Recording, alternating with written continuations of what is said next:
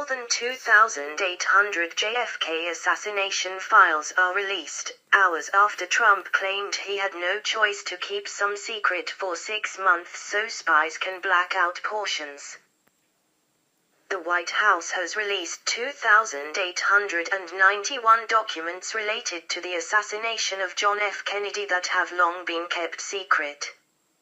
The trove of files was published on the National Archives website on Thursday night, and produced revelations and prompted more questions about the fateful day in Dallas in 1963. The documents revealed that Lee Harvey Oswald met a KGB agent in Mexico City's Soviet embassy 2 months before the shooting. An unidentified man also called the FBI and said they were going to kill Oswald, just 24 hours before he was gunned down by Jack Ruby. But not all of the records were released, because President Trump has kept some back so federal agencies can black out portions. He is allowing intelligence, law enforcement and military agencies to take the next 6 months to justify their requests to redact specific pages. A White House official told DailyMail.com during a conference call that while Trump wants to remove the veil of secrecy regarding the 1963 killing, he has no choice today but to accept those redactions rather than risk irreversible harm to the country. There does remain sensitive information in the records, the official said, often related to the identity of individuals involved, in their roles as informants. The official also said some edits would be made to hide activities that were conducted with foreign partner agencies. One of the documents released on Thursday night included a transcript of a conversation with FBI Director J. Edgar Hoover concerning a threat made against Lee Harvey Oswald.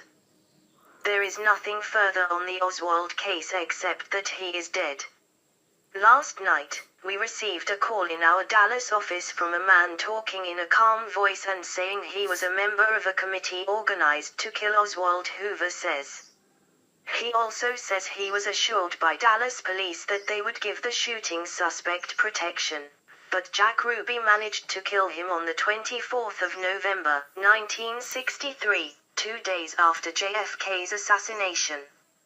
Other files not related to the shooting show that Robert Kennedy was sent a memo when he was Attorney General warning him that a book detailing his affair with Marilyn Monroe was about to be published. There is also more insight into the elaborate plots to kill communist leaders in Latin America, including Fidel Castro.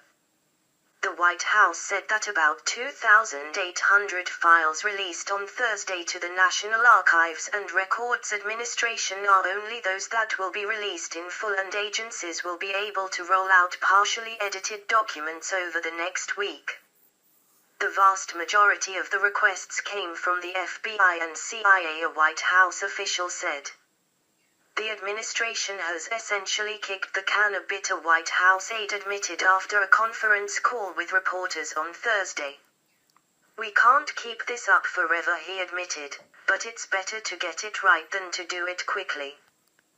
The White House has set the 26th of April, 2018 as the new deadline for spy and law enforcement agencies to justify each and every redaction. Executive departments and agencies have proposed to me that certain information should continue to be redacted because of national security, law enforcement, and foreign affairs concerns, Trump wrote in a memo to the National Archives. I have no choice today but to accept those redactions rather than allow potentially irreversible harm to our nation's security. To further address these concerns, I am also ordering agencies to re-review each and every one of those redactions over the next 180 days. At the end of that period, I will order the public disclosure of any information that the agencies cannot demonstrate meets the statutory standard for continued postponement of disclosure, he added. White House Press Secretary Sarah Huckabee Sanders said in a statement that Trump has demanded unprecedented transparency from the agencies and directed them to minimize redactions without delay. That revised time frame will leave him open to claims of a new cover-up, as he finds himself stuck between students of the killing who want every scrap of information and intelligence agencies that are counseling restraint. The National Archives has more than 5 million pages of records related to the 1963 Kennedy assassination, including photos, films, recordings and artifacts. About 88% of it has been fully available to the public since the late 1990s, and another 11% has been released with sensitive portions blacked out. The remaining 1% has remained totally secret. Under a 1992 law passed after Oliver Stone made a conspiracy-laden JFK assassination movie, everything was set for in the 26th of October, 2017 release. The law's framers built in a national security loophole, and Trump has been convinced by America's top cops and spy masters to take it. Kennedy's assassination has attracted conspiracy theories ever since he was gunned down in Dallas on the 22nd of November, 1963.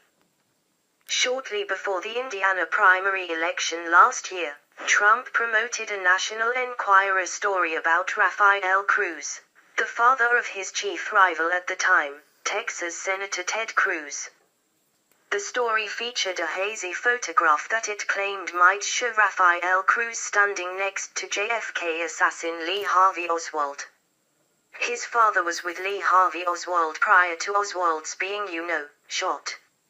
I mean, the whole thing is ridiculous, Trump told Fox News at the time. What is this, right prior to his being shot, and nobody even brings it up. They don't even talk about that. That was reported, and nobody talks about it, Trump said. No matter how much is ultimately revealed about the 1963 killing in Dallas, it probably won't be enough to satisfy conspiracy theorists who believe someone other than Lee Harvey Oswald was involved in the assassination, including the government itself. The Warren Commission in 1964 reported that Oswald was a lone gunman, and another congressional probe in 1979 found no evidence to support the theory that the CIA had been involved. But other interpretations, some more creative than others, have persisted. For example, Roger Stone, a close Trump ally, advanced the unsubstantiated and widely disdained theory that Lyndon Johnson, who became president upon Kennedy's death, was involved in it. Stone is not sure key documents will see the light of day. He said that 440 documents related to the assassination, released by the National Archives in July, were so heavily redacted on the basis of national security that they are useless. Stone said he's lobbied Trump personally to release all remaining materials and believes the CIA is pushing the president to keep some secret. The gunshots that the Warren Commission said killed Kennedy almost immediately inspired theories about whether Oswald had been the lone gunman who, with extraordinary luck by any measure, had hit his target. As the nation mourned in disbelief, Oswald was shot and killed in police custody by Jack Ruby, forcing Americans to consider whether their government was hiding what it knew of the assassination. The event remains in the nation's living memory for a significant slice of the country. 49 million Americans, or 15% of the country, are age 65 and over, according to the Census Bureau.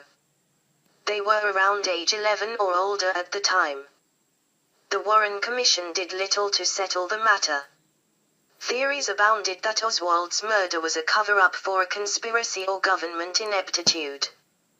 The deadly aim of a lonely, alienated gunman seemed hard to fathom.